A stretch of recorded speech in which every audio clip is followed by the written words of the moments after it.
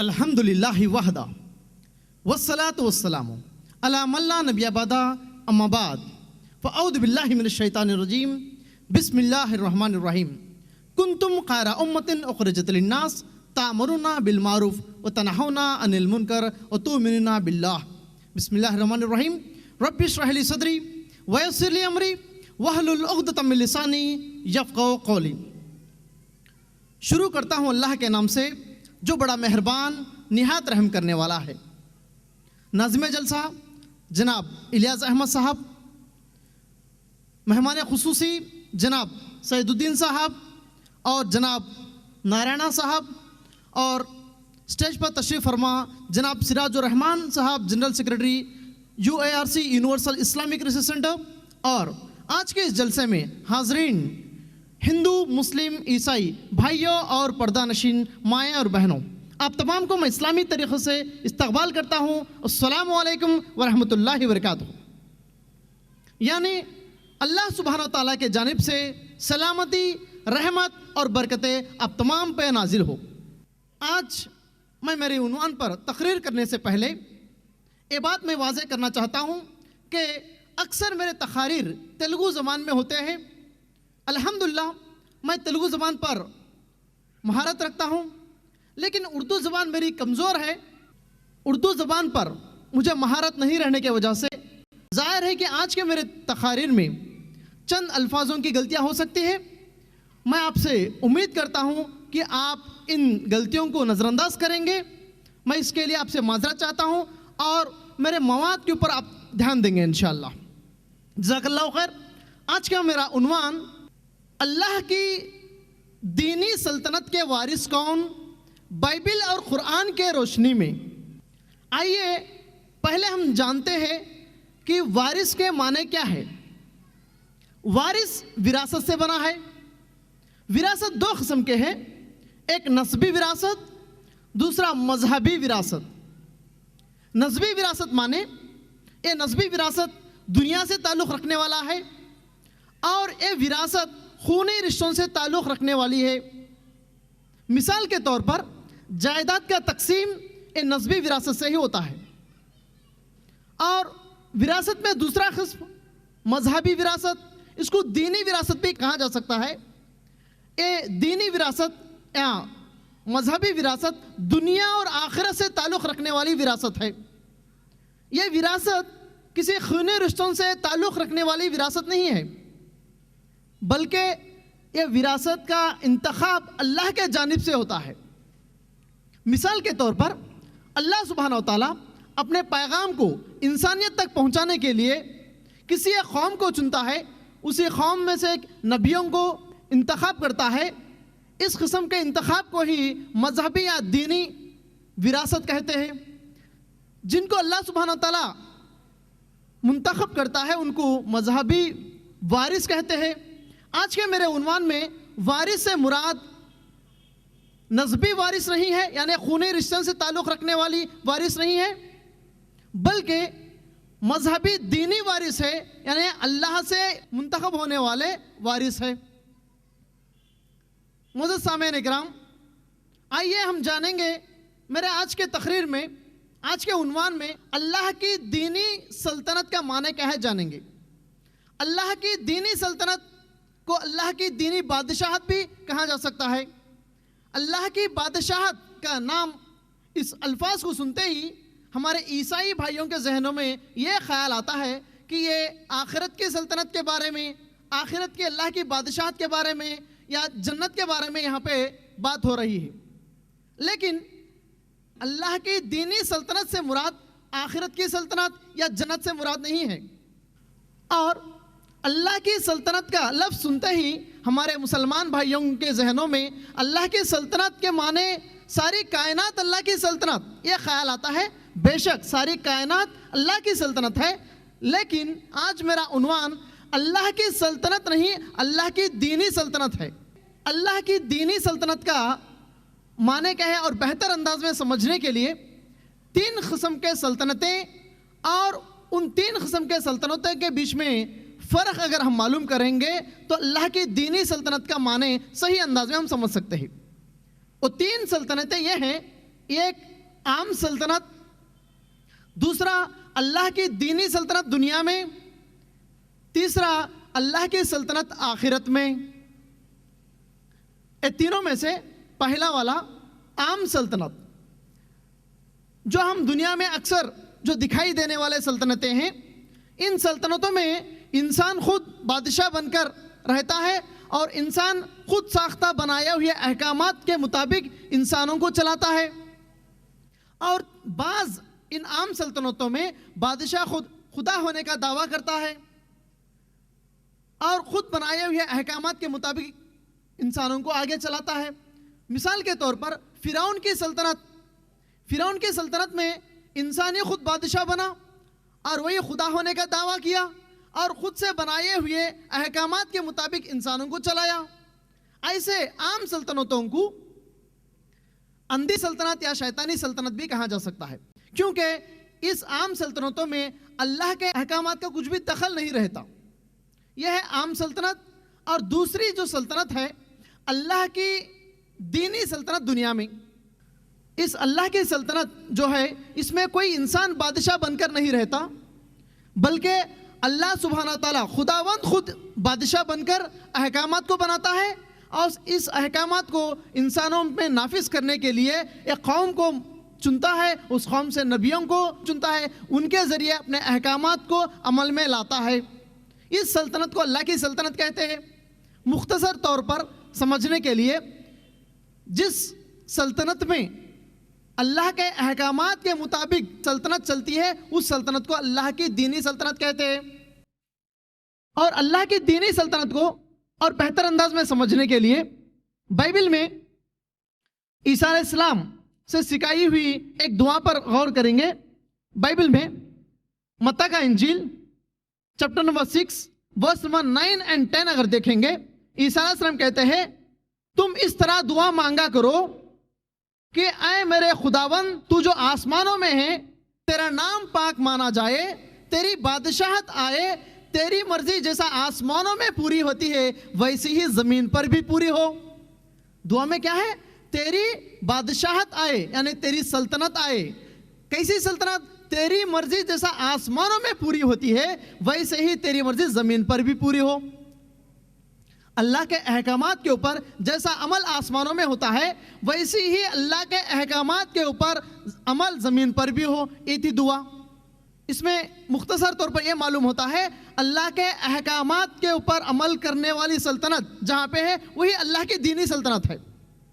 اور سلطنت میں تیسری جو سلطنت اللہ کی سلطنت جو آخرت میں، یہ آخرت والی سلطنت دنیا فنا ہونے کے بعد جو سلطنت رہتی ہے وہی آخرت کی سلطنت۔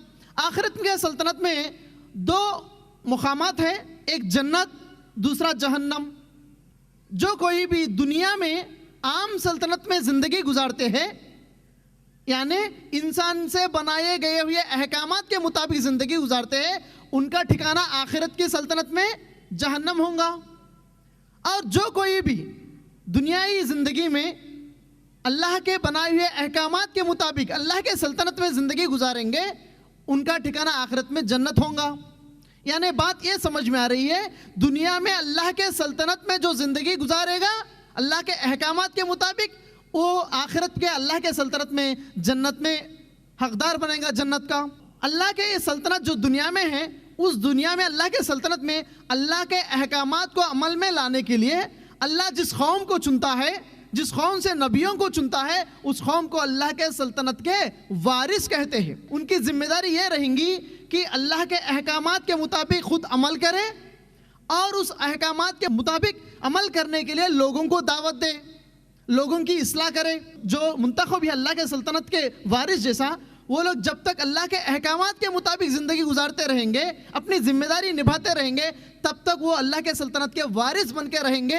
جب کبھی بھی اپنے خدا کے احکامات کو چھوڑ دیں گے، اپنی ذمہ داری کو چھوڑ دیں گے، تب وہ خدا کے سلطنت کی وراثت سے ہٹا دیے جائیں گے خدا سے، اور وراثت دوسری قوم کو دی جائیں گی۔ یہی اللہ کا طریقہ ہے۔ قرآن میں اللہ سبحانہ تعالیٰ فرماتا ہے، قرآن میں سورہ محمد سورہ نمبر 47 آیت نمبر 48 میں، بسم اللہ الرحمن الرحیم، وَإِن تَتَوَلَّوْا يَسْتَبْدِلْ قَوْمًا غَيْرَكُمْ ثُمَّ لَا يَكُونُوا أَمْثَالَكُمْ۔ اور تم مکھر جاؤ گے اللہ کی دی ہوئی ذمہ داری سے، اللہ تم کو ہٹا دے گا اور تمہارے جگہ دوسری قوم کو لائے گا اور وہ قوم تمہاری جیسی نہیں ہوگی۔ یہاں پہ یہ معلوم ہوتا ہے اللہ جس قوم کو اللہ اپنی سلطنت کے وارث چنتا ہے، وہ وارث اللہ کے دیے ہوئے احکامات کے مطابق جب تک زندگی گزارے گا تبھی تک وہ وارث بن کے رہیں گا، اگر نہیں تو وراثت سے ہٹا دیا جائے گا۔ آئیے سامعین اکرام، اب یہ سوال یہ پیدا ہوتا ہے کیا اللہ سبحانہ و تعالیٰ کسی قوم کو اپنے سلطنت کے وارث چنا؟ اس کے جواب میں بائبل میں ہم کو ایک ورس دکھتا ہے، بائبل میں gospel of Matthew chapter number 21 verse number 43 میں عیسیٰ علیہ السلام کہتے ہیں، اور میں تم سے کہتا ہوں کہ اللہ کی بادشاہت، خدا کی بادشاہت تم سے لے لی جائے گی اور دوسری قوم کو دے دی جائے گی جو اس کے پھل لائے۔ اس ورس میں عیسیٰ علیہ السلام مخاطب ہے بنی اسرائیل سے، تو اس ورس میں ہم کو یہ بات واضح ہوتی ہے اللہ کے سلطنت کے وارث بنی اسرائیل تھے۔ اب سوال یہ آتا ہے کہ بنی اسرائیل قوم کو اللہ کی سلطنت کی وراثت کیوں ملی، کیا وجہ سے ملی؟ اس کا جواب قرآن میں ہم کو دکھتا ہے، قرآن مجید سورہ بقرہ سورہ نمبر 2 آیت نمبر 124 میں۔ اس آیت ہم غور کریں گے، اس آیت میں اس طرح ہے، اللہ سبحانہ و تعالی ابراہیم علیہ السلام کو چند باتوں میں آزمایا اور ان تمام باتوں میں ابراہیم علیہ السلام کامیاب ہوئے، اور اللہ سبحانہ و تعالیٰ کہتا ہے ابراہیم علیہ السلام سے، میں تم کو لوگوں کا امام بناؤں گا۔ ابراہیم علیہ السلام سوال کرتے ہیں کیا میرے اولاد کو بھی تو امام بنائے گا؟ اللہ سبحانہ و تعالیٰ جواب دیتا ہے ظالموں کے لیے میرا یہ عہد نہیں ہے۔ اس آیت میں ہم کو 3 باتیں واضح ہوتے ہیں۔ پہلی بات، اللہ سبحانہ و تعالیٰ ابراہیم علیہ السلام کو چند باتوں میں آزمایا، ان تمام باتوں میں ابراہیم علیہ السلام کامیاب ہوئے۔ مثال کے طور پر ضعیفی کے حالات میں عطا ہوئے اکلوتے بیٹے کو اللہ کے حکم سے ابراہیم علیہ السلام قربانی دینے کے لیے آگے بڑھے، اس طرح ابراہیم علیہ السلام اللہ کے امتحان میں کامیاب ہوئے، پہلی بات۔ دوسری بات، اللہ سبحانہ و تعالیٰ ابراہیم علیہ السلام کو لوگوں کا امام بنائے گا۔ تیسری بات، ابراہیم علیہ السلام کے اولاد میں سے جو نیک صالحین رہیں گے ان کو بھی امام بنائے گا۔ یہی بات ہم کو بائبل میں دکھتی ہے، بائبل میں Genesis chapter number 22 verse number 16 17 and 18 میں خداوند نے فرماتا ہے کیونکہ تو نے ایک کام کر دکھایا، جو تیرا بیٹا جو تیرا اکلوتا ہے اس کو دینے سے تو نہیں رکا، اس لیے میں نے بھی اپنی ذات کی قسم کھاتا ہوں میں تجھ کو برکت پر برکت دوں گا اور تیری نسل کو بڑھاتے بڑھاتے آسمان کے تاروں کے مانند سمندر کے کنارے کے ریتی کے مانند کروں گا، اور تیری نسل کے وسیلے سے زمین پر کے سارے قوم برکت پائیں گے کیونکہ تو نے میری بات مانی۔ خداوند نے ابراہیم علیہ السلام سے کہتا ہے کیونکہ تو نے میری بات مانی اس وجہ سے میں تیرے کو برکت دے رہا ہوں اور تیری نسل کو سارے دنیا کے قوموں کے برکت کے لیے وسیلہ بنا رہا ہوں۔ یہاں پہ سوال یہ اٹھتا ہے ابراہیم علیہ السلام اپنے کون سے وہ بیٹے کو قربانی دینے کے لیے آگے بڑھے، اسماعیل علیہ السلام کو یا اسحاق علیہ السلام کو؟ سارے دنیا کے مسلمانوں کا ایمان یہ ہے کہ اسماعیل علیہ السلام کو ابراہیم علیہ السلام قربانی دینے کے لیے آگے بڑھے۔ آج دنیا کے سارے عیسائی یہ مانتے ہیں، یہ ایمان رکھتے ہیں کہ ابراہیم علیہ السلام اسحاق علیہ السلام کو قربانی دینے کے لیے آگے بڑھے۔ انشاءاللہ کبھی اگر اللہ موقع دیا تو اس عنوان پر میں بات کروں گا، ابراہیم علیہ السلام قربانی دینے کے لیے کون سے بیٹے کو لے کے آگے بڑھے قرآن اور بائبل کے روشنی میں۔ انشاءاللہ کبھی موقع پر اس عنوان پر بات کروں گا۔ آج یہ بات چل رہی ہے کہ ابراہیم علیہ السلام کے 2 اولاد اسماعیل علیہ السلام اور اسحاق علیہ السلام۔ اسماعیل علیہ السلام کے اولاد کو اسماعیلیٹیز کہتے ہیں یا اسماعیلی کہتے ہیں۔ اسماعیل علیہ السلام کے اولاد عرب کے علاقے میں بسنے کی وجہ سے ان کو عرب کہہ کر بھی بلاتے ہیں، اور اسحاق علیہ السلام کے بیٹے یعقوب علیہ السلام کا دوسرا نام اسرائیل، ان کے نام سے ان کے اولاد کو بنی اسرائیل کہا گیا۔ خداوند نے اپنے وعدے کے مطابق بنی اسرائیل قوم کو سب سے پہلے اپنے سلطنت کے وارث چنا۔ بنی اسرائیل قوم کو خدا کی سلطنت کی وارث کیوں ملی؟ اس لیے ملی کہ ابراہیم علیہ السلام خداوند کی بات مانی، خداوند کے امتحانوں میں کامیاب ہوئے، اس لیے اللہ کے برکت سے ان کے اولاد کے بنی اسرائیل کو خدا کی سلطنت کی وراثت ملی۔ اس کے بعد بنی اسرائیل میں سے موسیٰ علیہ السلام کو نبی چنا اور ان کے ذریعے سے شریعت دی، اور شریعت دینے کے بعد خداوند نے فرماتا ہے اگر تم اس شریعت کے مطابق زندگی گزاریں گے تو تم کو یہ فائدے ہوں گے، اگر شریعت کو تم ٹھکرا دو گے تمہارے لیے یہ نقصانات ہوں گے۔ مثال کے طور پر بائبل میں اگر ہم دیکھیں گے ایکزوڈس چیپٹر نمبر 19 ورس نمبر 5 اور 6 میں خداوند فرماتا ہے اگر تو نے میری بات مانی اور میرے احکامات کے مطابق عمل کرے تو تو سارے دنیا کے قوموں میں سے تو ہی میری خاص ملکیت جیسی ہوگی اور یہ خاص مقدس قوم ہوں گی۔ کیا ہے؟ اگر خداوند کا بات مانیں گے تو وہ قوم کو اللہ سبحانہ وتعالیٰ اپنی خاص ملکیت جیسی قوم بنائے گا اور مقدس قوم بنائے گا، اور کہتا ہے جا کر تم اس باتوں کو بنی اسرائیل کو سنا دینا۔ موسیٰ علیہ السلام گئے، جا کے بنی اسرائیل کو سنایا۔ خداوند فرماتا ہے اگر تم اس شریعت کے مطابق زندگی گزاریں گے، احکامات کے مطابق عمل کریں گے، تمہارے لیے یہ فائدے ہیں۔ یہ باتوں کو سن کر بنی اسرائیل نے جواب دیا۔ ایکزوڈس چیپٹر نمبر 19 ورس نمبر 8 کے اندر جواب معلوم ہوتا ہے، بنی اسرائیل سارے انسانوں نے مل کر جواب دیا خداوند نے جو کچھ بھی فرمایا ویسے ہی ہم عمل کریں گے۔ موسیٰ علیہ السلام نے یہ لوگوں کے باتوں کو لے کے جا کر خداوند کو سنا دیا۔ یہ تھا بنی اسرائیل کا وعدہ۔ کیا ہے وعدہ؟ خداوند جو کچھ بھی کہیں گا ہم اس پہ عمل کریں گے، اور خداوند یہ بھی بتایا کہ اگر تم نہیں مانو گے تو تمہارے لیے نقصان بھی ہے۔ اگر وہ ہم دیکھیں گے بائبل میں Deuteronomy chapter number 8 verse number 19 اگر دیکھیں گے خداوند نے فرماتا ہے اگر تو نے اپنے خدا کو بھول کر غیر معبودوں کی پرستش اور عبادت کرے گا تو یاد رکھنا تو ضرور ہلاک ہو جائے گا، برباد ہو جائے گا۔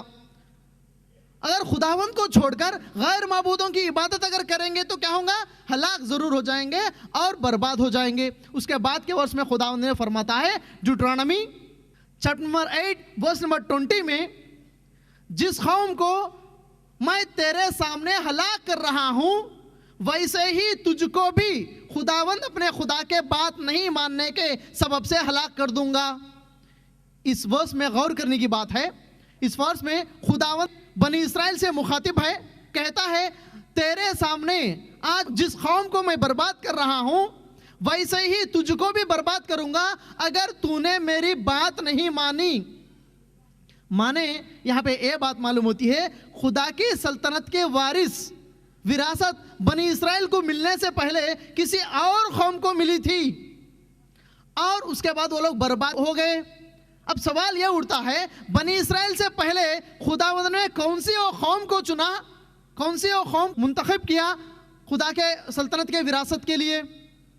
اس کا جواب ہم کو بائبل میں ملتا ہے Deuteronomy chapter number 9 verse number 1 اور 2 میں۔ وہاں پہ قوم کا ذکر ہے، اس قوم کا نام ہے اناکیوں کا قوم۔ اناکیوں کا قوم، جو قوم بہت طاقتور قوم تھا، بنی اسرائیل سے بھی طاقتور قوم تھا۔ اب سوال یہ ہے اس اناکیوں کے قوم کو خدا نے اپنے سلطنت کے وارث بنا کر پھر آخر کیوں برباد کیا، کیوں ہلاک کیا، کیوں ہٹا دیا؟ اس کا جواب اس کے نیچے کے ورس میں معلوم ہوتا ہے ڈیوٹرانومی چیپٹر 9 ورس نمبر 4 اور 5 میں اناکیوں اپنے شرارت میں آگے بڑھ چکے، اس کے سبب سے وہ لوگ ہلاک ہو گئے۔ خداوند کے احکامات کو چھوڑ دیا اور اپنے شرارت میں آگے بڑھ چکے، اس کے سبب سے اناکیوں برباد ہوئے۔ خداوند میں کہتا ہے اگر تم میری بات نہیں مانو گے، کون؟ بنو اسرائیل، تو ان کی طرح تم بھی برباد ہو جائے گے، اناکیوں کی طرح تم بھی برباد ہو جاؤ گے۔ یہاں پہ بات واضح ہوتی ہے عمل کرنے سے فائدے ہیں، عمل نہیں کرنے سے نقصانات ہیں۔ اب آئیے ہم دیکھیں گے کیا بنی اسرائیل اپنے وعدے کے مطابق زندگی گزاری؟ کیا اپنے وعدے کے مطابق خداوند کے احکامات پہ عمل کیا؟ اس کا جواب ہم کو بائبل میں ملتا ہے ایکزوڈس چیپٹر نمبر 32 ورس نمبر 1 سے لے کے 8 تک اگر ہم دیکھیں گے وہاں پہ یہ بات معلوم ہوتی ہے جب موسیٰ علیہ السلام شریعت کے تختیوں کو لینے کے لیے پہاڑ پر گئے، جب بنی اسرائیل نے اپنے سونے کے بالیوں سے بھجڑے کو بنایا اور کہا کہ تو ہی ہے ہمارا خداوند، تو ہی ہے ہمارا خداوند، تو ہی ہم کو مل کے مصر سے بچانے والا، اور اس کے سامنے قربانیاں دی. کتنی بری بات ہے جب بنی اسرائیل قوم ملک مصر میں تھی, فرعون کی لشکر پیچھے تھی ان کو قتل کرنے کے لیے, بنی اسرائیل کے سامنے سمندر تھا, اس وقت کوئی مددگار نہیں. اللہ سبحانہ تعالیٰ خداوند نے بنی اسرائیل کو مدد کیا, سمندر کو چیر کر وہاں سے پار کروایا, بنی اسرائیل کو ملک مصر سے باہر لے کے آیا, اور ان کے آنکھوں کے سامنے ہی وہ فرعون کے لشکر سمندر میں غرق ہو کے ختم ہو گئے. اس کے باوجود وہ لوگ کہتے ہیں ایک بچڑے کو بنائے سونے کے, اور اس کو کہتے ہیں تو ہی ہے ہمارا خداوند جو ہم کو ملک مصر سے بچا کر لے کے آیا. اور بائبل میں ہم دیکھیں گے ججز chapter number 2 verse number 11 to 14 میں بنی اسرائیل نے خداوند کو چھوڑ دیا اور استریوت کی اور بال کی دیوتاؤں کی عبادت کرنا شروع کی. استریوت کے نام کی دیوتا, بال کے نام کی دیوتاؤں کی عبادت کرنا شروع کی بائبل کے مطابق, اور خداوند کو غصہ دلایا. شرط کیا تھا؟ اگر تم خداوند کو چھوڑ کر غیر معبودوں کی عبادت کریں گے تو تم کو خدا کی سلطنت کی وراثت سے ہٹا دیا جائے گا. اب بنی اسرائیل نے غیر معبودوں کی عبادت کی, سلطنت کی وراثت سے ہٹ جانے کے لائق ہو گئے. اللہ سبحانہ تعالیٰ نے, خداوند نے ان کو ایک موقع عطا فرمایا, ان کے پاس نبیوں کے بھیجتے ہوئے ان کی اصلاح کے لیے نبیوں کو بھیجا. اس کا ذکر بائبل میں ہم کو ملتا ہے Jeremiah chapter number 7 verse number 25 and 26 میں. خداوند فرماتا ہے میں نے اپنے نبیوں کو تیرے پاس بھیجا, تو نے میری بات نہیں سنی اور کان نہیں لگائی, بلکہ تیرے گردن کو سخت کر لی اور تیری باپ دادا سے بڑھ کر برائی کرنا شروع کی. بنی اسرائیل قوم نے جب ان کے پاس نبی آئے اپنی اصلاح نہیں کی, بلکہ اپنی برائی میں اور آگے بڑھ چکے, یہاں تک کہ جو نبیوں کو خداوند نے بھیجا ان نبیوں کو قتل کرنا شروع کیا. اس کا ذکر بائبل میں آتا ہے. بائبل میں 1 Kings chapter number 19 verse number 10 میں وہاں پہ ایلیا اعلان کرتے ہیں, یعنی الیاس علیہ السلام اعلان کرتے ہیں بنی اسرائیل نے تیرے احکامات کو توڑا اور تیرے نبیوں کو تلوار سے قتل کیا, اور میں ایک ہی بچا ہوا ہوں, وہ میرے جان بھی لینے کے لیے آ رہے ہیں. میں ایک ہی بچا ہوں تیرے نبیوں میں سے, سارے نبیوں کو تلوار سے قتل کر دی, وہ مجھ کو بھی قتل کرنے کے لیے آ رہے ہیں. یہ ورس ہم کو بائبل میں دکھتا ہے. بنی اسرائیل کی شرارت حد سے آگے ہو گئی جب خداوند نے اپنے شرط کے مطابق بنی اسرائیل قوم کو خدا کی سلطنت کی وراثت سے ہٹا دینا تھا, لیکن خداوند نے ان کو چند شرائط کے سے اور موقع دیا. وہ شرائط یہ ہے, بائبل میں ہم کو دکھتے ہیں Jeremiah chapter number 7 verse number 6 and 7 میں. خداوند نے فرماتا ہے اگر تو نے اس مقام پر بے گناہوں کا خون نہیں بہاؤ گے اور غیر معبودوں کی پرستش نہیں کرو گے تو تم کو اس مکان میں اور اس ملک میں بسنے دوں گا. یعنی اگر تم نبیوں کے قتل کرنا چھوڑ دو گے, بے گناہوں کے قتل کرنا چھوڑ دو گے, غیر معبودوں کی عبادت پرستش کرنا چھوڑ دے گے, تو میں تم کو وراثت میں آگے بڑھاؤں گا, وارث بنا کے رکھوں گا. تو اس کے بعد کیا ہوا؟ کیا خداوند نے جو دیا اس موقع کو کیا بنی اسرائیل میں غنیمت مانا؟ اس کے بعد ہم کو معلوم ہوتا ہے Jeremiah chapter number 19 verse number 4 میں بنی اسرائیل نے کیا کیا؟ خداوند فرماتا ہے تو نے مجھ کو ترک کیا اور اس مقام پر غیر معبودوں کو ٹھہرا دیا اور غیر معبودوں کی پرستش عبادت کی, جو جن معبودوں کو جو تو نے تیرے باپ دادا نے یہودا کے بادشاہ نے نہیں جانتے تھے, ایسے دیوتاؤں کو لوگ پوجنا شروع کی اور اس مقام پر بے گناہوں کے خون سے بھر دیا. بنی اسرائیل نے اتنے قتل و غارت گری کی کہ خداوند نے احزقیل میں چیپٹر نمبر 24:6 میں خداوند خود بنی اسرائیل کو خونی کہہ کر پکار رہا ہے. جیسے کہ بنی اسرائیل نے زکریا علیہ السلام کو عبادت گاہ کے اندر ہی سنسار کر کر قتل کیا. 1 Kings chapter number 19 verse number 10 کے مطابق کئی نبیوں کو تلوار سے قتل کر دیا. اور ہیرودس جو بادشاہ ہے وہ بادشاہ اپنے محبوبہ کے لڑکی کے خواہش کے مطابق बाप्तिज्म देने वाला यूहन्ना यानी यहिया अलैहिस्सलाम को सर को काटा और थाली में रखकर वो पेश किया। इस तरह बनी इस्राएल में अपने शरारत में आगे बढ़े, नबियों को कत्ल करना, नबियों को संसार करना, नबियों को पीटना, यह था उनका अमल। इस वक्त में खुदावंद ने बनी इस्राएल के लिए रहम खाते हुए आखिरी मौका उनको दे रहा है, ईसा अलैहिस्सलाम को भेजते हुए। बनी इस्राएल के पास ईसा अलैहिस्सलाम को भेजा और ईसा अलैहिस्सलाम बनी इस्राएल के पास आके ऐलान कर रहे हैं। Gospel of mark chapter 1 verse 15 में ईसा अलैहिस्सलाम कहते हैं, वक्त पूरा हो चुका है और खुदा की बादशाहत करीब आ चुकी है, तुम तौबा करो और मेरी बात मान लो। ईसा अलैहिस्सलाम ने कहते हैं तुम तौबा करो, वक्त पूरा हो चुका है और खुदा की बादशाहत करीब आ चुकी है, तुम तौबा करो, इस्लाह कर लो, मेरी बात मानो। सिर्फ ऐलान ही नहीं किया, ईसा अलैहिस्सलाम ने कई मौजूदात ने उनके सामने दिखाया। अल्लाह सुब्हानहू व तआला के हुक्म से, खुदावंद के हुक्म से ईसा अलैहिस्सलाम ने उन बनी इस्राएल के शहरों में कई मौजूदात की थी। उनके मौजूदात के वजह से कई अंधे देखने लगे, कई लगड़े चलने लगे, कई मुर्दे दोबारा जिंदे हुए। इतने मौजूदात उनके पास होने के बावजूद फिर क्या हुआ? क्या बनी इस्राएल इस आखिरी मौके को गनीमत माना? क्या तौबा की? क्या इस्लाह कर ली? तो ईसा अलैहिस्सलाम कहते हैं मत्ता का इंजील चैप्टर नंबर 11 वर्स नंबर 20 के अंदर, ईसा अलैहिस्सलाम ने उन शहरों को मलामत की, बद्दुआ दी जिन शहरों में ईसा अलैहिस्सलाम के अक्सर मौजूदात जाहिर हुए, मगर वो लोग तौबा नहीं की। लोग तो ईसा अलैहिस्सलाम की बात नहीं मानी, तौबा नहीं की। सवाल यह होता है, क्या ईसा अलैहिस्सलाम के वतन के लोग, क्या घर के लोग ईमान लेके आए? ईसा अलैहिस्सलाम कहते हैं बाइबल के अंदर मत्ता का इंजील चैप्टर नंबर 13 वर्स नंबर 57 और gospel of mark chapter number 6 verse number 4 में ईसा अलैहिस्सलाम कहते हैं कि नबी अपने वतन में और घर के सिवा और कहीं भी बेइज्जत नहीं होता। माने ईसा अलैहिस्सलाम जो नबी है अपने घर में और अपने वतन में बेइज्जत हुए थे, लोग उनकी बात नहीं माने थे। और मरकुस का इंजील चैप्टर नंबर 3 वर्स नंबर 21 में मालूम होता है ईसा अलैहिस्सलाम के अजीजों ने ईसा अलैहिस्सलाम को पागल कहना शुरू किए। उनके बयानात सुनकर, उनकी तकरीरें सुनकर, उनकी दावत पे उनको पागल कहना शुरू करे थे। आखिरकार ईसा अलैहिस्सलाम के कहना मानकर ईमान लाने वाले और ईसा अलैहिस्सलाम के शागिर्द बनने वाले बाइबल के मुताबिक सिर्फ 12 लोग थे। अब ये 12 लोगों का ईमान कैसा था? ये 12 शागिर्दों में से बाइबल के मुताबिक ये एक शागिर्द ने चंद पैसों के खातिर ईसा अलैहिस्सलाम को उनके दुश्मनों पे हवाला किया।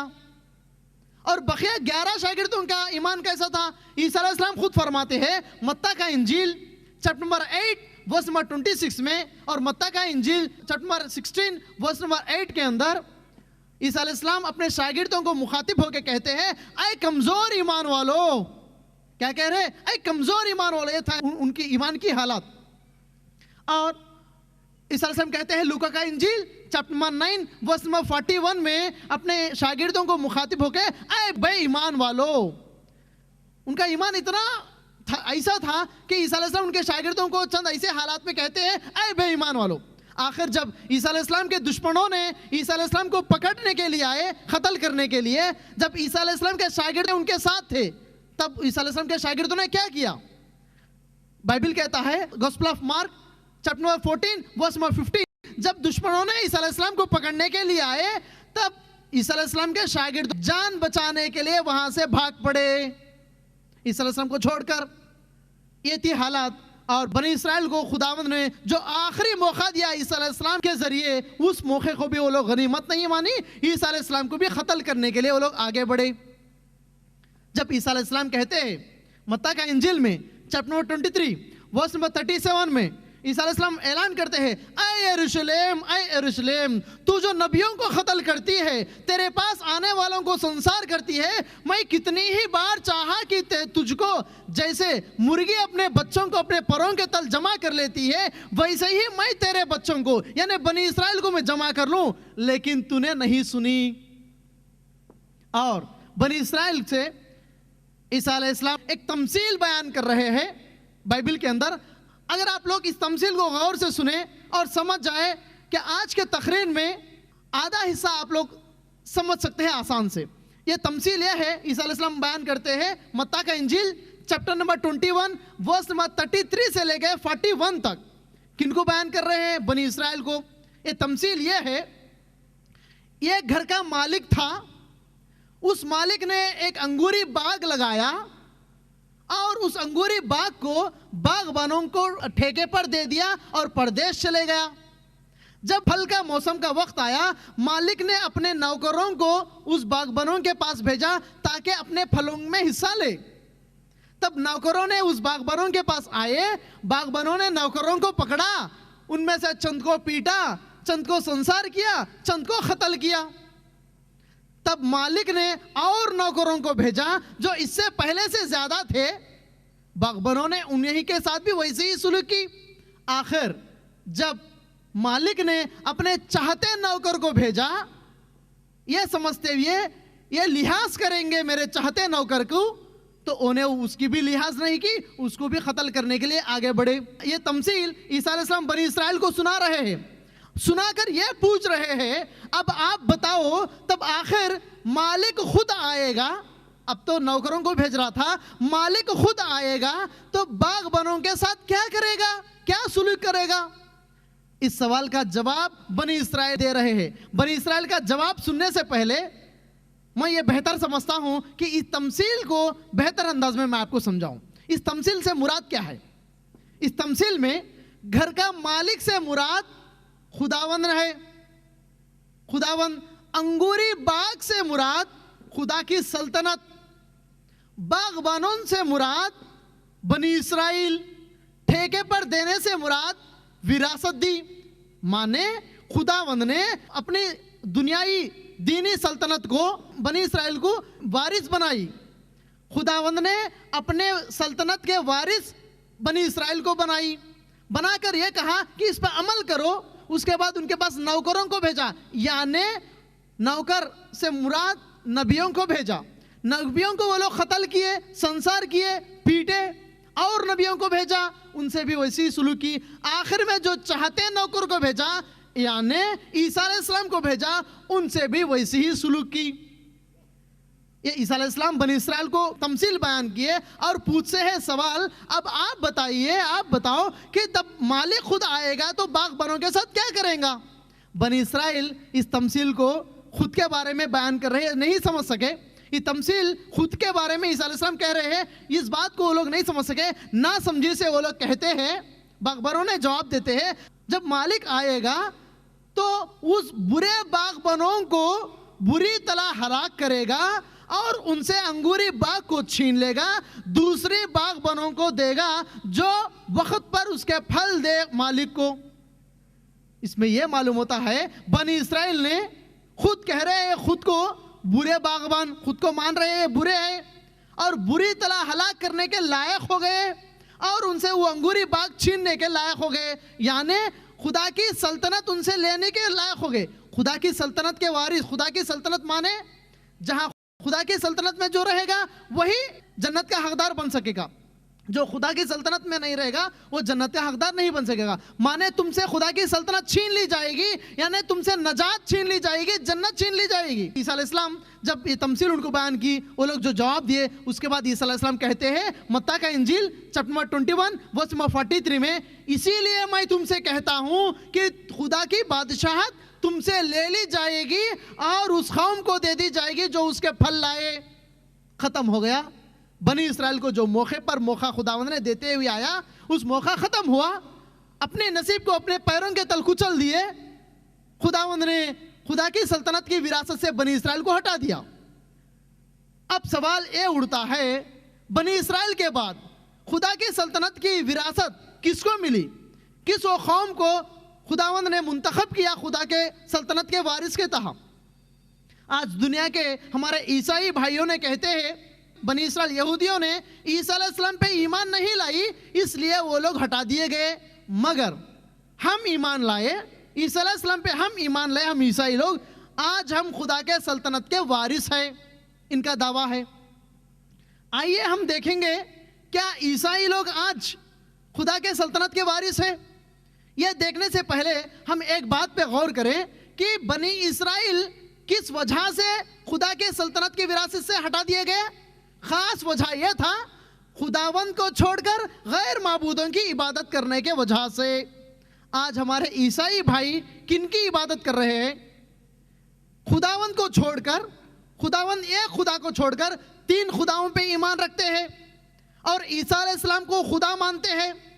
मरियम अलैहिस्सलाम को बाज़ ईसाई लोग खुदा मानते हैं, बाज़ रूहुल कुद्दूस को खुदा मानते हैं, अक्सर लोग ईसा अलैहिस्सलाम को खुदा मानते हैं।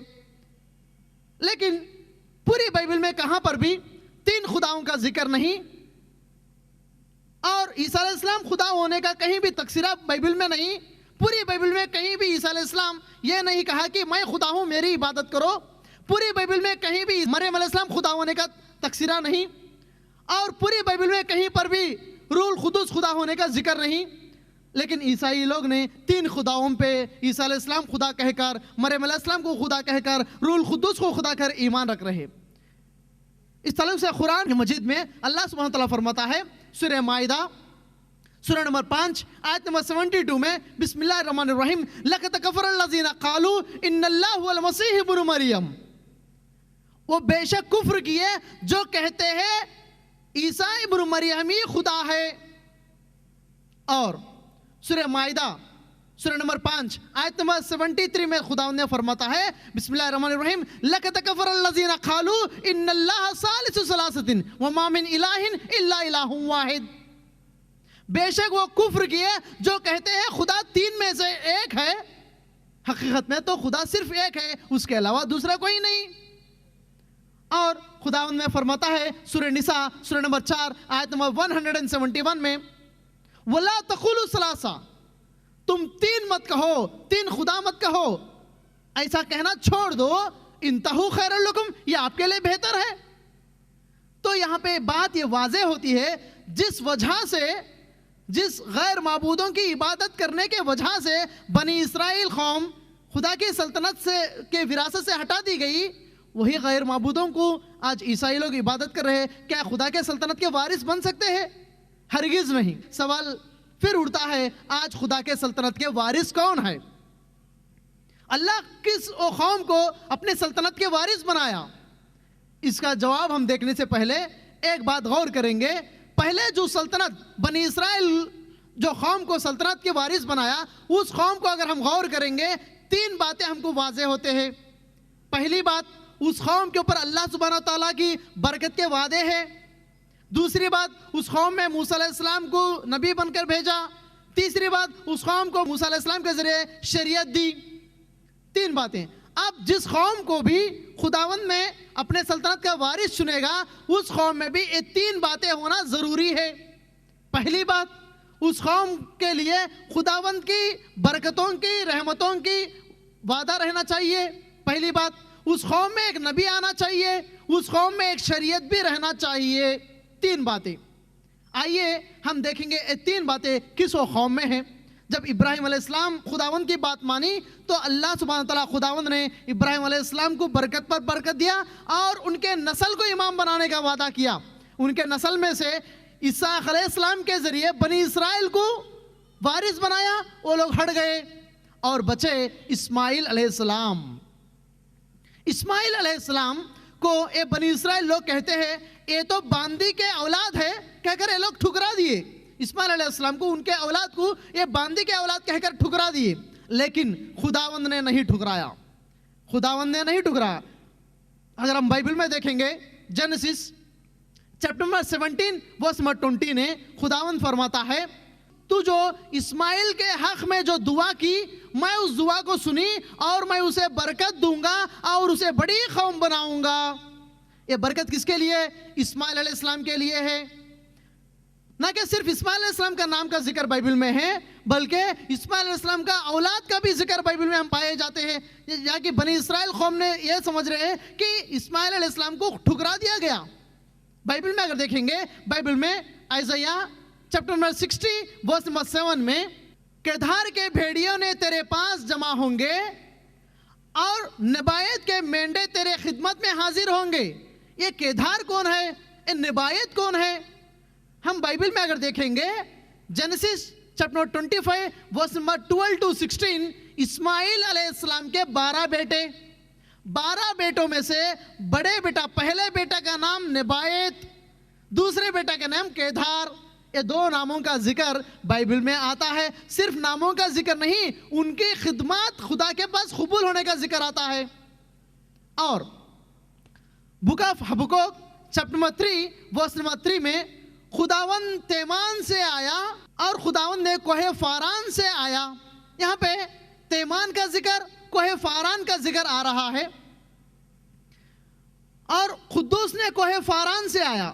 خدا نے تیمان سے آیا اور قدوس نے کوہ فاران سے. یہ تیمان کیا ہے؟ اسماعیل علیہ السلام کے 12 بیٹوں میں سے 9واں بیٹے کا نام تیما. جس علاقے میں تیما بسے تھے اس علاقے کا نام تیمان. اس کا ذکر بائبل میں آتا ہے.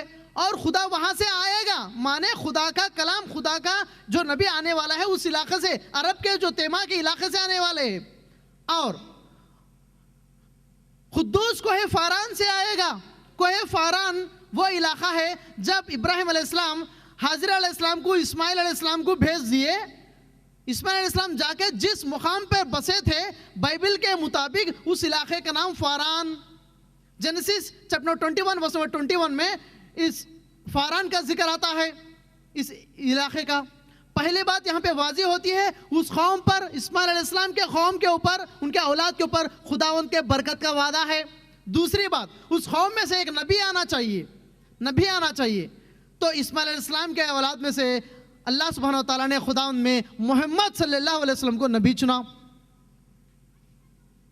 اگر ہم بائبل میں دیکھیں گے، آپ جو میرے پاس دیکھ رہے ہیں، Hebrew language Old Testament, Greek language New Testament کی بائبل ہے.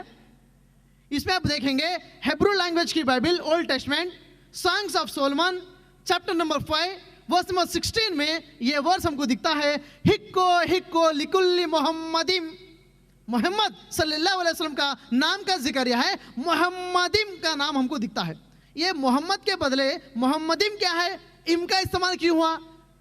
عزت کے طور پر ام کا استعمال ہوتا ہے اس زبان کے اندر، محمدم. اور وولگیٹ نام سے ایک بائبل ہے، انٹرنیٹ میں اگر آپ سرچ کریں اولگیٹ نام سے بائبل، یہ بائبل لاٹن لینگویج میں ہے. اس کے ترجمہ انگلش میں بھی آپ دیکھ سکتے ہیں.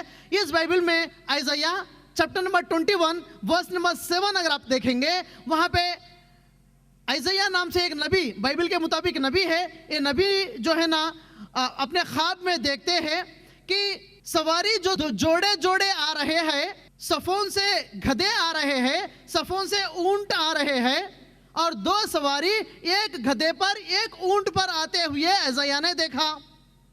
دو سوار کو دیکھا، ایک گدھے پر آنے والے سوار، ایک اونٹ پر آنے والے سوار. کون ہے دو سوار؟ گدھے پر آنے والے سوار کون ہے؟ اگر ہم سوال کریں گے پورے عیسائی بھائی یہ جواب دیں گے، گدھے پہ آنے والے وہ سوار ہمارے عیسیٰ علیہ السلام ہے. بائبل میں ذکر ہے عیسیٰ علیہ السلام جب یروشلم آئے، یروشلم جب داخل ہوئے گدھے پر بیٹھ کر ہی داخل ہوئے. اب سوال اٹھتا ہے اونٹ پر بیٹھ کے آنے والے سوار کون ہے؟ وہ بھی گدھے پہ آنے والے سوار کے بعد آنا چاہیے، اور کوئی نہیں. عیسیٰ علیہ السلام کے بعد عرب کے علاقے سے اونٹ پر سوار ہو کے آئے، جو محمد صلی اللہ علیہ وسلم کا ذکر یہاں پہ ہم دیکھتے ہیں. اور چند مہینے پہلے اسی سال فروری کے مہینے میں ساری دنیا میں ہلچل مچانے والی ایک خبر کیا تھی؟ وہ ایک بائبل ملی تھی جس کا نام Gospel of Barnabas. Gospel of Barnabas یہ کیا ہے؟ جیسا بائبل میں gospel of Matthew, Gospel of Mark, Gospel of Luke, Gospel of John ہے، ویسے ہی گوسپل آف برناباس. یہ برناباس عیسیٰ علیہ السلام کے شاگردوں میں سے ایک شاگرد ہے. جن سے لکھی گئی ہوئی گوسپل ہے اس میں واضح طور پر لکھا گیا ہے، عیسیٰ علیہ السلام بتاتے ہیں پیشن گوئی محمد صلی اللہ علیہ وسلم آنے والے ہیں، نام سے ذکر ہے. اور تیلگو میڈیا میں، انگلش میڈیا میں، اردو میڈیا میں، الیکٹرانک اور پیپر میڈیا میں پورے نیوز آپ لوگ سن چکے ہیں. تو اس بائبل میں، اس گوسپل آف برناباس میں محمد صلی اللہ علیہ وسلم کا ذکر واضح طور پر ہے، پیشن گوئیاں. اور بائبل میں آخری جو کتاب جس کا نام ریولیوشنز ہے، جس میں آخری چیپٹر نمبر 22 16 ورس میں عیسیٰ علیہ السلام کہتے ہیں، میں داؤد کا نسل کا جڑ کا آخر ہوں اور صبح کا چمکتا ہوا ستارہ ہوں. اس میں دو باتیں واضح ہوتے ہیں. پہلی بات، داؤد کے نسل میں جڑ کا آخر ہوں، یعنی بنی اسرائیل میں سے میں آخری نبی ہوں. عیسیٰ علیہ السلام بنی اسرائیل میں آخری نبی ہے. آخری نبی کیوں؟ اس لیے کہ بنی اسرائیل خدا کے سلطنت کے وراثت سے ہٹا دیے گئے اور ایک نبی آنے کا موقع ہی نہیں بنی اسرائیل میں سے. پہلی بات. دوسری بات، عیسیٰ علیہ السلام کہتے ہیں میں صبح کا چمکتا ہوا ستارہ ہوں.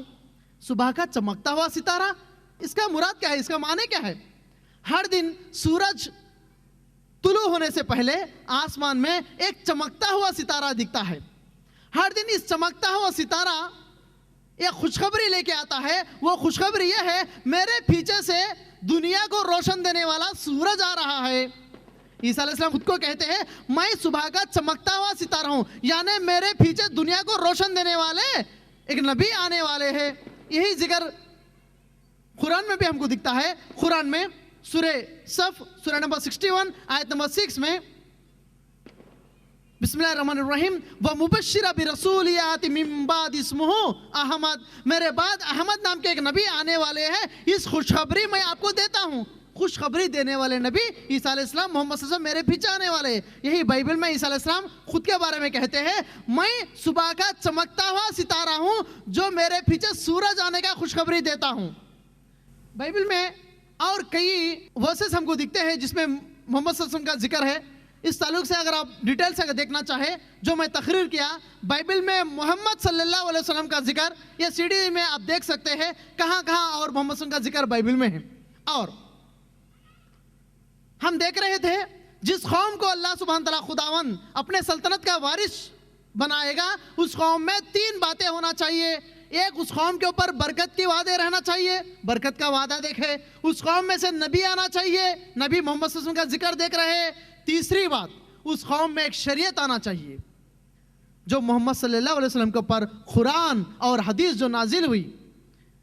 قرآن حدیث جو شریعت ہے جو محمد صلی اللہ علیہ وسلم کو کہ زندگی سیرت اگر پڑھیں گے محمد صلی اللہ علیہ وسلم کو 40 سال کے عمر میں جب پہلی وحی محمد صلی اللہ علیہ وسلم کے اوپر نازل ہوئی، غار حرا میں جب محمد صلی اللہ علیہ وسلم تھے، جب جبرائیل علیہ السلام لے کے پہلی وحی لے کے آئے، آ کے کہتے ہیں اقرا، پڑھو.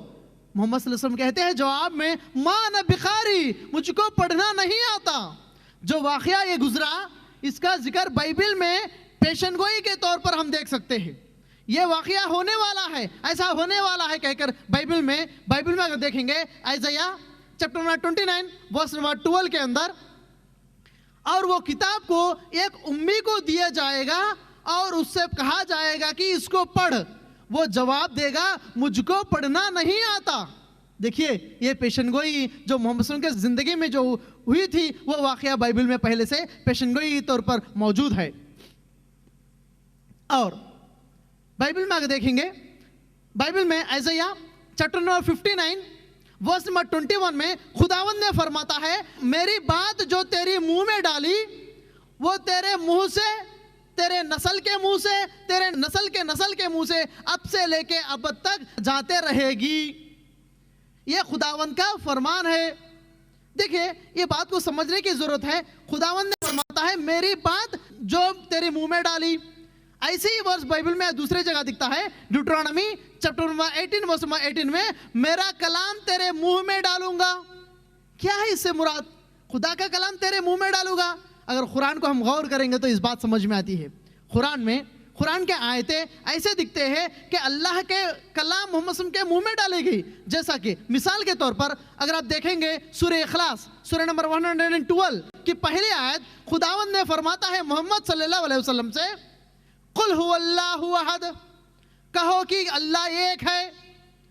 محمد صلی اللہ علیہ وسلم اس بات کو سنی اور لوگوں کے پاس گئے، جا کے کیا کہنا تھا؟ اعلان کرنا تھا کہ اللہ ایک ہے. مگر محمد صلی اللہ علیہ وسلم نے جا کے کہتے ہیں قل هو اللہ احد، کہو کہ اللہ ایک ہے. اللہ سبحانہ تعالیٰ کی جو بات ہے وہی بات محمد صلی اللہ علیہ وسلم کے منہ سے نکل رہی ہے.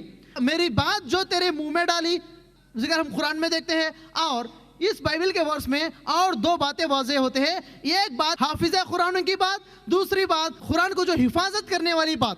پہلی حافظ قرآن کی بات، جو بات میں تیرے منہ میں ڈالی وہ تیرے منہ سے، تیرے نسل کے منہ سے، تیرے نسل کے منہ سے، یعنی محمد صلی اللہ علیہ وسلم حافظ قرآن ہے، ان کے منہ سے قرآن نکلی، ان کے نسل یعنی ان پہ ایمان لانے والے صحابی، اس کے بعد تابعین، تابعین، یہ تب سے لے کے قیامت تک حافظ قرآن کا سلسلہ جاری رہے گا۔ یہ بائبل میں پیشن گوئی ہے۔ اور دوسری بات، یہ جو قرآن ہے حفاظت ہوں گی، اس کا ذکر قرآن میں ہے۔ قرآن میں سورہ حجر سورہ نمبر 15 آیت نمبر 9 کے اندر بسم اللہ الرحمن الرحیم انا نحن نزلنا الذکر وانا لہ لحافظون، اس قرآن کو، اس ذکر کو میں نے نازل کیا اور اس کو حفاظت کرنے کی ذمہ داری بھی میری ہے۔ قرآن حفاظت ہوں گی، اس کا ذکر بائبل میں ہم دیکھ رہے ہیں۔ اور کئی ہم چیزیں ہم بائبل میں دیکھ سکتے ہیں ورسز، اور ایک ہم دیکھیں گے Deuteronomy chapter number 33 verse number 2 میں ورس ایسا ہے، خداوند سینائے سے آیا اور وہ کوہ فاران سے آیا۔ پہلے سینائے سے آیا مانے طور سینا سے پہلے موسیٰ علیہ السلام کو تورات شریعت دی گئی، اس کے بعد کوہ فاران سے آئے گا۔ یہ عرب میں جو علاقہ فاران ہے، جو پہاڑ کے چوٹیاں جو ہیرا گو سے جو شریعت قرآن کی شریعت آئی، اس کا ذکر، اور اس کے بعد کے اس میں یہ بات کی ذکر ہے بائبل میں۔ اور وہ 10,000 شاگردوں کے ساتھ آئے گا، جیسے کہ محمد صلی اللہ علیہ وسلم مکہ کو جو فتح پائے 10,000 شاگردوں کے ساتھ آئے تھے، اور ان کے دائیں ہاتھ میں ان کے لیے روشندہ شریعت ہوں گی، جو ان کے ہاتھ میں جو روشندہ شریعت قرآن اور حدیث کا ذکر۔ اور اس میں آخر میں ائزیہ چیپٹر 28 ورس نمبر 10 اور 11 ہم دیکھیں گے، وہاں پہ ایک تعجب کی بات ایک ہم کو دکھتی ہے، وہ یہ ہے حکم پر حکم، حکم پر حکم، قانون پر قانون، قانون پر قانون، تھوڑا یہاں تھوڑا وہاں آئے گا۔ یہ حکم پر حکم کیا ہے، قانون پر قانون کیا ہے، تھوڑا یہاں تھوڑا وہاں، یہ کس سے مراد ہے؟ حکم یہ ہے جو قرآن میں اللہ سبحانہ وتعالیٰ کے احکامات ہے، سارے احکامات ایک ہی وقت نازل نہیں ہوئی ہے، یہ نازل ہونے کے لیے 23 ایئرز کا وقت لگا۔ ایک حکم کے بعد دوسرا حکم، دوسرے حکم کے بعد اور ایک احکام نازل ہوئے، احکام کے بعد احکام، احکام کے بعد احکام، اس کے بعد قانون پر قانون، قانون پر قانون۔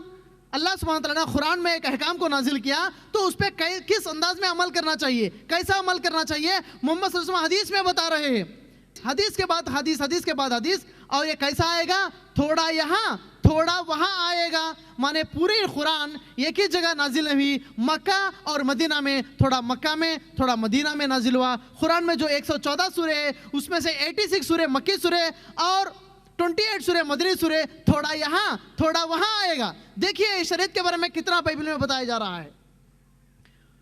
ہم دیکھیں یہاں پہ 3 باتیں، اس قوم پہ برکت کے وعدے ہیں، اس قوم سے نبی آئے، اور اس قوم میں شریعت بھی دکھ رہی ہے، قرآن اور حدیث کی شریعت بھی آئی، اور آخر میں اس قوم کے بارے میں عیسیٰ علیہ السلام جو بتائے۔ متی کا انجیل چیپٹر نمبر 21 ورس نمبر 41 اور 43 میں اس قوم کیسی ہوں گی، جو موسم پر پھل دینے والی ہوں گی۔ موسم سے مراد وقت پر، مقرر وقت پر خدا کو پھل دینے والے، مانے خدا کا حق ادا کرنے والے، خدا کی عبادت کرنے والے، وقت پر خدا کی عبادت کرنے والی قوم ہوں گی۔ آج دنیا دیکھ لیجئے، دنیا میں سارے مذہبوں میں صرف اور صرف اسلام، مسلمان ہی وقت پر خدا کی عبادت کرنے والی قوم ہے۔ اگر ہم دیکھیں گے ایک دن میں 5 وقت جو عبادت ہو رہی ہے مقرر وقت پر، سورج طلوع ہونے سے پہلے فجر نماز، سورج زوال کے بعد ظہر نماز، سورج غروب ہونے سے پہلے عصر نماز، سورج غروب ہونے کے فوری بعد مغرب نماز، رات کے پہلے حصے میں عشاء نماز، وقت پر خدا کو پھل دینے والے، خدا کی عبادت دینے والی قوم جو ہوں گی، جو خدا کی سلطنت کی وارث بنیں گی۔ اور خاص وقت پر جمعے میں خاص عبادتیں، ایک سال میں اگر دیکھیں گے خاص مقرر رمضان میں روزے کی عبادتیں، قیام اللیل، ایسی عبادت کرنے والی قوم اور دوسری قوم نہیں ہے دنیا میں، صرف یہ قوم جس کا ذکر یہ ہے، اسی قوم کو سلطنت کے وارث بنایا جائے گا جو وقت پر خدا کو پھل دیں گے۔ اور اس کے بارے میں بائبل میں ایک ورس دکھتا ہے، ائزیہ چیپٹر نمبر 42 ورس نمبر 10 اور 11 میں وہ قوم کے بارے میں ذکر ایسا آتا ہے، اس قوم میں کدھر جو بسے ہوئے گاؤں میں سے آواز بلند کریں گے، یعنی جہاں بھی مسلمان ایمان لانے والے رہیں گے اس شہروں میں سے آواز بلند کریں گے، یعنی اللہ اکبر اللہ اکبر کہہ کر بلند آواز سے جو دے رہی ہے، اور وہ اذان کہاں سے دے جائیں گی، پہاڑ کے चोटियों पे से यानी ऊंचाई पे से जब बिलाल रज़ी अल्लाह अन्हो जो पहले बार आज़ाद दिए, जो नीचे ठहर कर अज़ान नहीं दिए, काबतुल्लाह शरीफ के ऊपर ठहर कर आज़ाद दिए, आज जो अज़ान हमको सुने मारी है पहाड़ के चोटियों के मानिंद, जो मीनारों के ऊपर से अज़ान हमको सुने आ रही है। इस सारे हवालों के रोशनी में हमको बात ये मालूम होती है, आज खुदा के सल्तनत के वारिस कौन? खुदा के सल्तनत के वारिस जो इस्माइल अलैहिस्सलाम के औलाद में से मोहम्मद सल्लल्लाहु अलैहि वसल्लम को आखिरी नबी चुना और उस नबी पे ईमान लाने वाले ये खुदा के सल्तनत के वारिस है। जो कोई भी दुनिया में खुदा के सल्तनत में रहकर खुदा के अहकामात के मुताबिक ज़िंदगी गुजारेंगे वही लोग आखिरत में जन्नत के हकदार बनेंगे। तो आज मैं सारे इंसानों को, सारे हमारे ईसाई और हिंदू भाइयों को दावत देता हूँ, आइए अगर आप आखिरत में जन्नत के हकदार बनना चाहते हैं, दुनिया में खुदा की सल्तनत में ज़िंदगी गुजारिए। खुदा की सल्तनत के माने इस्लाम, खुदा के सल्तनत के अंदर खुदा के अहकामात के मुताबिक ज़िंदगी गुजारना चाहिए। जो कोई भी खुदा के सल्तनत में ज़िंदगी गुजारेगा वही अल्लाह के सल्तनत आखिरत में जन्नत के वारिस बन सकेगा। अगर दुनिया में आम सल्तनतों में ज़िंदगी गुजारेंगे, आम सल्तनत यानी इंसानों से बनाए गए हुए अहकामात के मुताबिक ज़िंदगी गुजारेंगे, उनका ठिकाना आखिरत में जहन्नम होगा। और आखिर में मैं मेरी तकरीर को सूरह आल इमरान सूरह नंबर 3 आयत 110 आयत को तिलावत करके उसके माने बताते हुए मैं अपनी तकरीर को ख़त्म करूँगा। बिस्मिल्लाहिर्रहमानिर्रहीम। कुंतुम खैरा उम्मतिन उखरजत लिन्नास तामुरूना बिल मारूफ व तनहौना अनिल मुनकर व तुमिनूना बिल्लाह। और तुम बेहतरीन उम्मत हो। कौन? जो वारिस बनाए गए। और तुम बेहतरीन उम्मत हो जो लोगों के भलाई के लिए निकाले गए, और तुम लोगों को भलाई का हुक्म करते हो और बुराई से रोकते हो और अल्लाह पे ईमान रखते हो। आज हम जो सल्तनत के वारिस बने, लोगों को बुराई से रोकना चाहिए, लोगों को भलाई की तरफ बुलाना चाहिए। अगर नहीं करेंगे अल्लाह हमको उठाएगा, हमारे जगह दूसरी कौम को अल्लाह मुंतखब करेगा। वाखिर दावना अल्हम्दुलिल्लाहि रब्बिल आलमीन। अस्सलामु अलैकुम व रहमतुल्लाहि व बरकातुहू।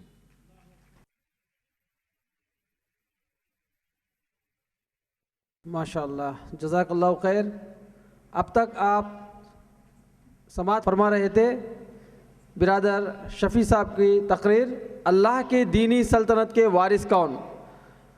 अल्लाह से दुआ है इनको दुनिया और आखिरत में बेहतरीन कामयाबी अता फ़रमाए और आपको इल्म नाफ़े अता फ़रमाए और आपके इल्म में इजाफ़ा अता फ़रमाए। आमीन।